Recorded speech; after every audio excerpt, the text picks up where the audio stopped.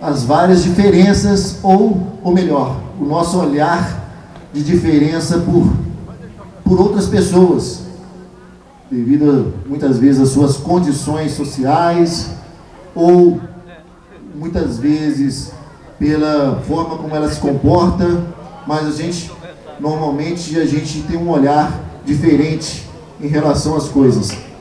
E essa música, ela tem esse objetivo, questionar um pouquinho isso. A música se chama É. Vamos lá?